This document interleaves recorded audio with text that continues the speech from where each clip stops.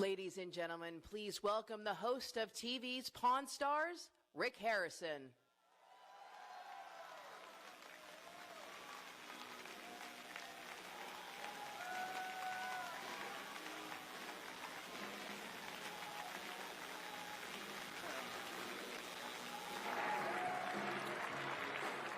Hello, everybody. All right, so I'm going to pull out my little notes here, and if I can find them, and we're going to talk about why I came out of the closet as a conservative, because being a celebrity and being a conservative equals a big cut in pay. Okay, so I was born with no privilege at all whatsoever. I was born in Lexington, North Carolina in 1965. I was brought home from the hospital to a mobile home my parents had parked in my grandfather's backyard, where both my parents, my brother, and my sister with Down syndrome all lived in a mobile home. That's poverty. My mom and dad made a total of less than $200 a month. My dad was in the Navy. And eventually we moved to San Diego, grew up in San Diego. Mom started selling real estate. Things got a little bit better, but we were still basically middle class, maybe lower middle class. When I was 8 years old, I was laying in bed. I just started feeling a little strange. There was a little spark, then there was a lightning storm in my brain, and I woke up apparently a couple hours later with a mouthful of blood, and I couldn't walk. That was my first epileptic seizure. And so for the next 10 years, I was sick a lot. I would, believe it or not, I never even graduated high school. I only finished the 9th grade because I was really sick when I was a kid. I did 10 years of government health care. My dad was in the Navy. It was all basically Navy doctors and things like that. This is why I absolutely hate the idea of government health care. I'm a product of it. I would go to the doctor.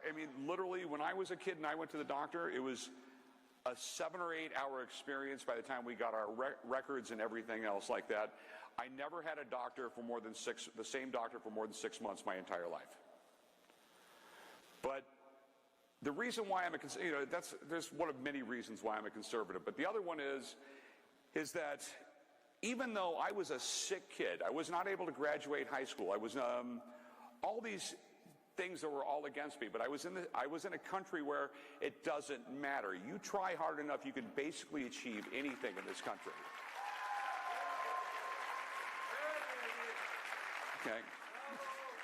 Okay. Well, being a really sick kid, in the 70s, when there was 3 channels on TV and there was absolutely no children's programming, I started reading a lot, and I just turned into a book junkie. So when you see my TV show and all that stuff coming out of my mouth and all those weird history facts, that really is me. So then, started a business young, started a pawn shop at 23, started with my father. Like I said, started reading every business book I can find, tried to figure out the best ways to run my business. One thing I found out really quick was being a media whore was great for business. The more free press I could get, the better. So eventually I figured, if I get one of these reality TV shows, and get a season or 2, it'll be great for business. Pitched it for 4 years. For 3.5 years, everyone told me no one wants to watch a show about 4 fat guys in a pawn shop. I eventually proved them wrong. So when I first was trying to write a speech, and I'm terrible at writing speeches. I'm not a professional speaker by trade or anything like that. Like I said, I'm a fat guy who runs a pawn shop in Vegas. I was going to talk about just the evils of socialism, and then I realized I would be preaching to the choir, The majority of these people in this room know that socialism is just stupid. It's literally like heroin. The first shot's great, for a little bit, it's wonderful, but then the rest of your life is a living hell, and that's literally what the socialists are doing,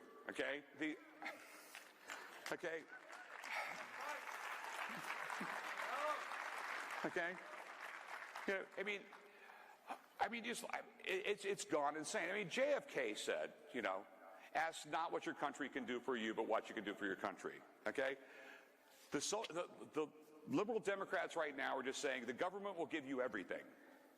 And there's a big problem with that, okay? Because when you're out there trying to convert liberals, which is very difficult, it's really hard. I mean, when you have a liberal just standing there saying, I'm going to give you free health care, I'm going to give you free medical, free college, free everything, I mean, quite literally, you just look like a dick when you say, no, you can't have it. Okay, it's a 30-minute conversation. Okay, and I mean, so I'm not preaching to the choir. I want the choir to preach to everybody else. I mean, literally, you have to go on social media. You have to argue with everybody. You have to get outside your comfort zone and explain to people why this won't work. I mean, unfortunately, we have an education system in this country, okay, that when you get out of high school, only thing you know about a corporation is it's evil. Okay? When kids are getting out of college, they still believe this. And you have to explain to them, no, corporations are great. You know, I mean, every government state, every single state employee, teachers' unions, different unions around the country, all their money is invested in these evil corporations. They're not going to get their pensions if there's not these corporations around. If a corporation has lower taxes, that means your pension fund gets more money, and you have to explain everything like that to them.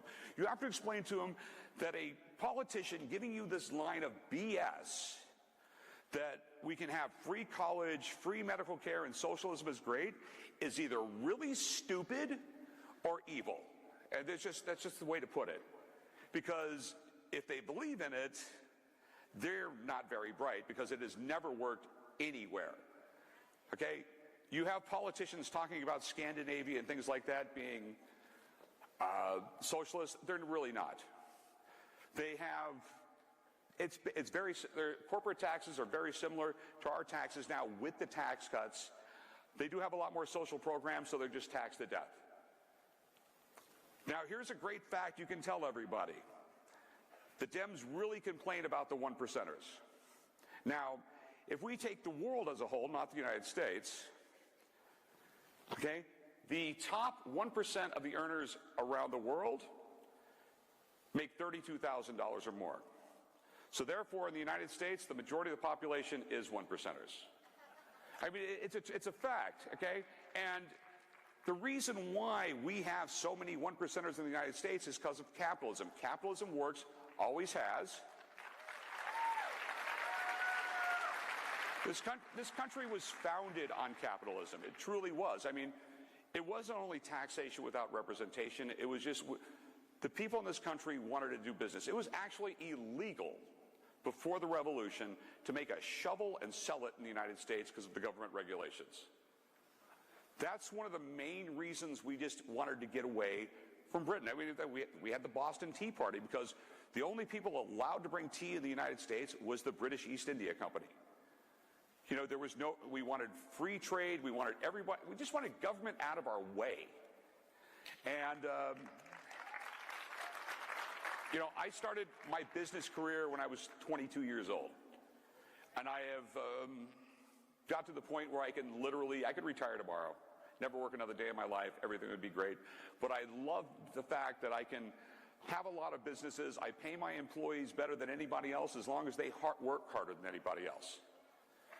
And, you know, I mean, I could go on here for hours talking about how just the stupidity of socialism, but, okay. So they only give me 15 minutes, which ain't a lot of time, and I've been rambling on for 10 minutes. So I'm going to open it up for a little Q&A because people are always wanting to ask me questions. What's that? Oh, we already got a question. Okay.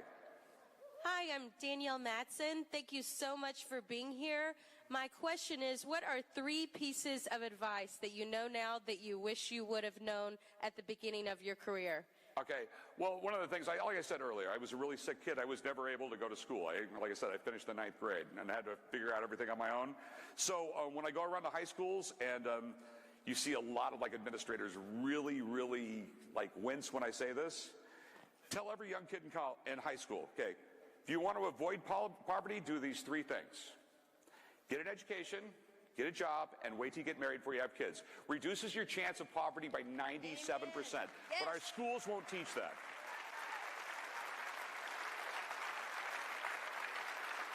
Okay. Rick, a question. How do you answer to the Democrats if you tell them that people are flocking other nations away from socialism to the United States? And why are we trying to push socialism? If it was so bad, why are these people leaving those countries? Well, I mean, no, because it's like the heroin, like I just said earlier, okay?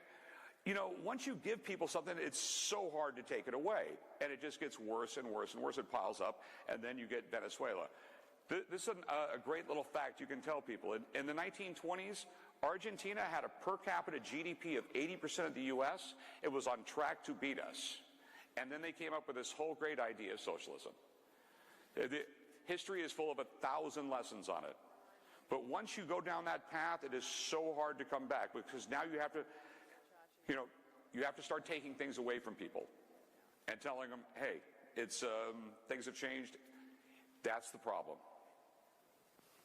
House left. Hi, sir. Thank you for being here. My name is Marissa Kearns. I'm the elected Republican Lieutenant Governor in Hawaii. Aloha! Mabuhay! My first time here, sir. My question is, when I was campaigning in Hawaii, most of the islands, pawn shop owners are closing down. Again, as everybody know, we have tourism is our #1 business. So, of course, only locals can, go to your pawn shop and buy whatever out there, right? What can you do? Is there any way you can come to our state and pretty much, give us some guts to bring back the pawn shop business? Okay. We need to grow business there because they're all dying because of all the Democrats running our state. Okay. All right. They're anti-business, those suckers. Okay. They monopolize everything down there. Help us, please. I'll pay for your trip. I own an Airbnb. Come down. I'll pay. All right. So, basically the solution is, most people don't realize this. 25% of the American population do not have a bank account and can't get a bank account, and they have to use places like pawn shops. Government regulation just makes it 100 times worse for poor people in this country. I'll give you an example. Back in 2008, federal government passed a law on subprime credit cards. And what it did was it basically made you can't charge more than 36% on a credit card, which sounds like a lot. It really is. But these companies were giving loans to people with really, really bad credit. If they didn't charge these high interest rates, they would lose money and go out of business. So in turn, what happened was the credit card companies around the United States stopped issuing subprime credit cards. Poor people around this country, that was their lifeline at the end of the month. If things were bad, they would use that. It was literally 3% a month. It's a lot, and there's extra fees on top of that. But since the federal government just basically made subprime credit cards impossible, what happened? I guarantee in the majority of this country, you saw payday loan centers pop up everywhere, charging on average of 30% a month. They did nothing for poor people in this country. Government regulation just made it worse. And that's what happens. That's why the pawn shops in Hawaii, why they're doing bad, they're regulated to death.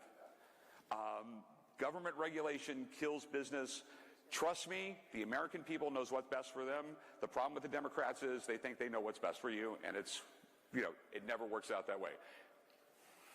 Last 2 questions. Hi, Rick. My name's Ian. I'm from New Jersey. My question is, what advice would you give to someone who's looking to start their own small business? Okay, if someone wants to start their small business, my best advice is just really be prepared to work like 20 hours a day and let life suck for the first few years. Okay, after that, it'll be great. Thanks, everybody, for having me. Like I said, I only had a short time, and see you next year.